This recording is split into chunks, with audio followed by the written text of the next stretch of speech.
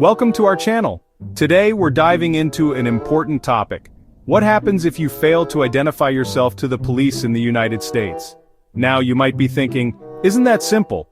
Don't I have to show ID when asked? Well, my friends, as with so many things in the American legal system, the answer is a resounding, it depends. Because while the idea of confidently asserting your rights in the face of authority might seem appealing, perhaps even conjuring up images of a dramatic courtroom speech a la "you can't handle the truth," the reality, as always, is a bit more nuanced and sticky, like a metaphorical caramel, if you will, that's gotten stuck to the underside of our collective societal shoe. So, to help us navigate this legal sticky wicket, we're going to break down exactly when you might be required to identify yourself, and more importantly, when you might not. Because knowing your rights is the first step to ensuring they're protected. Think of it as a proactive visit to the legal gym, except instead of lifting weights, you're lifting the burden of legal confusion. Let's imagine you're strolling down the street, minding your own business and thinking about what to have for dinner.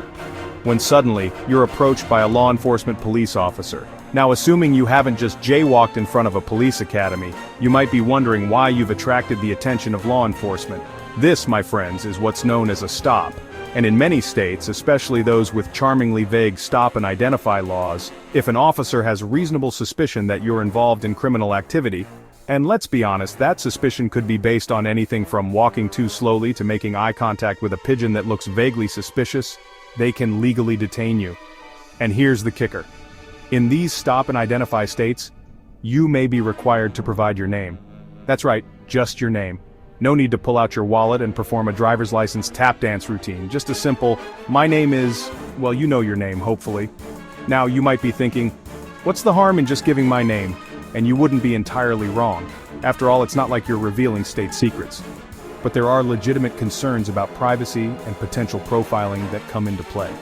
Plus, there's something fundamentally unsettling about the idea that you can be legally compelled to identify yourself, even if you haven't done anything wrong. And the Supreme Court, in its infinite wisdom, has weighed in on this issue. In the case of Hybel v. 6th Judicial District Court, they decided that yes, requiring someone to provide their name during a lawful stop doesn't violate the Fourth Amendment.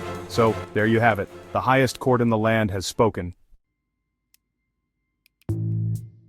Okay, so you're being arrested. Not ideal, I know. Maybe you got caught in a police sweep while dressed as a giant banana, or perhaps you accidentally stole a car, thinking it was part of a ride-sharing program gone very, very wrong. Whatever the reason, the handcuffs are on, and you're officially in a pickle. A legal pickle, to be precise. In this situation, the rules are a little more straightforward. If you're being lawfully arrested, you are generally required to identify yourself. Think of it as the price of admission to the exciting world of police processing and paperwork. Now, I know what you're thinking. What if I just politely decline to provide my name? Surely they'll understand. Ah, bless your heart. Unfortunately, refusing to identify yourself during a lawful arrest can lead to additional charges, such as obstruction of justice.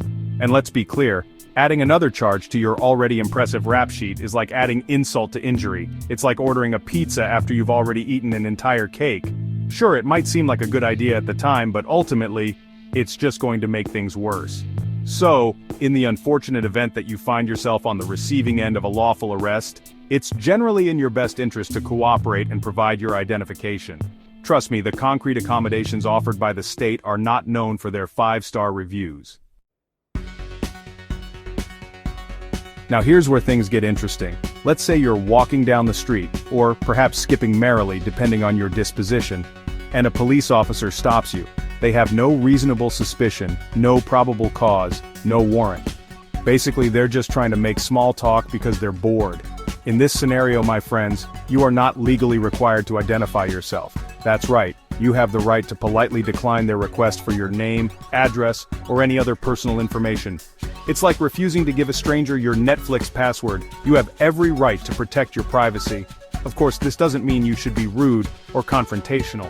Remember, police officers are just doing their jobs, and sometimes, those jobs involve approaching people who look vaguely suspicious or like they might know the whereabouts of a missing donut. But if you're confident that you're not breaking any laws and the officer doesn't have a valid reason to detain you, you are well within your rights to refuse to identify yourself. You can politely inform the officer that you're not comfortable answering their questions and that you'd like to be on your way. Think of it as a polite but firm no, thank you to an overly aggressive street vendor. You're not obligated to buy what they're selling even if they're wearing a badge. Thanks for watching. If you found this information helpful, don't forget to like, subscribe, and hit the bell icon for more updates. Stay informed and know your rights. Remember, the law can be a complex and confusing beast, but understanding your rights is crucial to navigating it effectively. Think of it as carrying a legal compass. It might not always point you in the direction you want to go, but at least you won't get lost in the wilderness of legal ambiguity. And who knows, maybe someday, knowing your rights will help you avoid a sticky situation altogether. Or, at the very least, it might provide you with some entertaining anecdotes for your next social gathering. Because let's be honest, who doesn't love a good legal thriller, especially when it involves you as the protagonist?